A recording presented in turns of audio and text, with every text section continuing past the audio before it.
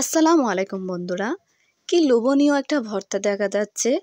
স্ক্রিনে নিশ্চয় দেখতেই পেয়েছো, এটা হচ্ছে সিম ভর্তা, মানে ভরবটি সিমের ভর্তা রেসিপি আজকে তোমাদের সাথে শেয়ার করছি।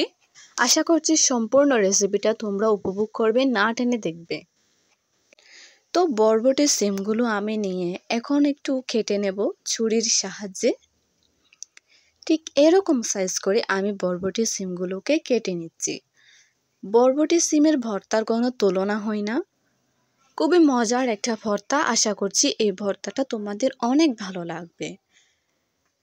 সিমগুলোকে আমি এইভাবে কেটে নিচ্ছি। আমি এখানে কোনো সরষের তেল দিয়ে কাঁচা ভর্তা করিনি, এই ভর্তাটা আমি তেলে ভেজে নেব। সেম প্রসেসে সিমগুলো আমার কেটে নেওয়া হয়ে যাচ্ছে প্রায়। ঠিক এইভাবে সব সিমগুলো আমি কেটে নিয়েছি, এখন ধুয়ে নেব। এখানে ধুয়ে নেওয়ার জন্য পানি দিচ্ছি। এগুলা কিন্তু আসলে প্রায়শই ভর্তা করতে গেলে কিন্তু আমরা ভাজি, এগুলো যেহেতু সবজি তাই সিদ্ধ করে নেব। আসলে সিম ভর্তা এভাবে খুবই মজা হয়, যদি একবার ট্রাই করো বুঝতে পারবে বন্ধুরা। ধুয়ে নিয়ে একটা পাতিলে নিয়ে নিচ্ছি। এবার এই পাতিলে পরিমাণ মতো পানি দেব। তার আগে নিয়ে নিচ্ছি পরিমাণ মতো কাঁচামরিচ আর পেঁয়াজ নিয়েছি দুটো। কাঁচামরিচগুলো একটা নারকেল পাতার কাঠিতে গেঁথে নিচ্ছি।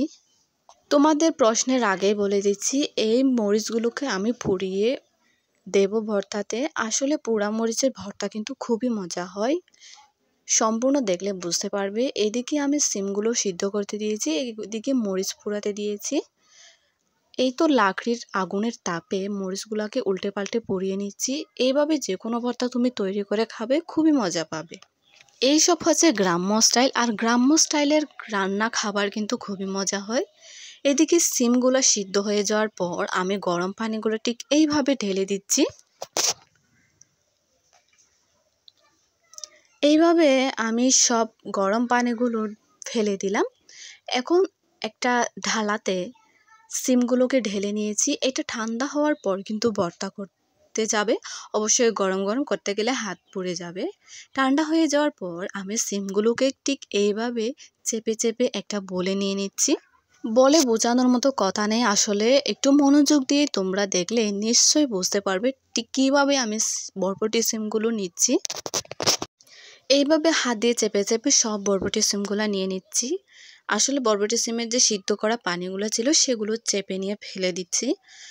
তারপর হাত দিয়ে একটু মেখে নেব আমার বরবটি সিমগুলো।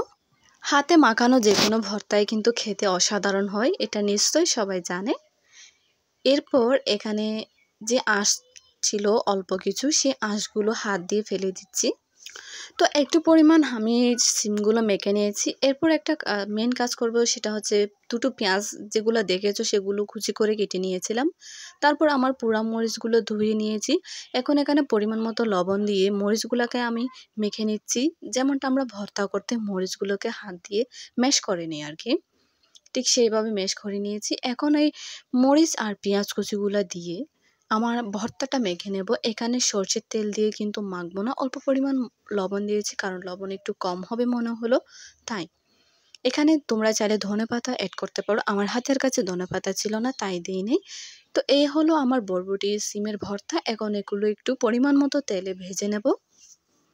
তো বন্ধুরা, কড়াইতে পরিমাণ মতো তেল দিয়ে দিয়েছি। তেলটা যখন পেকে আসলো, এখন আমি সিম ভর্তাগুলো দিয়ে দিয়েছি।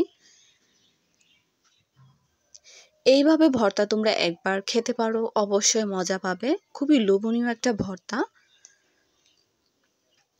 তো ঢাকনা তুলে এভাবে নেড়ে চেড়ে জাস্ট 1.5 মিনিটের মতো নেড়ে চেড়ে আমি আমার ভর্তাটা তৈরি করে নিয়েছি। জাস্ট 1.5 মিনিট সময় লেগেছে। এ হলো আমার লোভনীয় ভর্তা, খুবই মজাদার একটা ভর্তা। ভালো লাগলে চ্যানেলটা সাবস্ক্রাইব করবে আর কমেন্ট করে জানাবে ইয়াম্মি হয়েছে। ধন্যবাদ বন্ধুরা, আসসালামু আলাইকুম।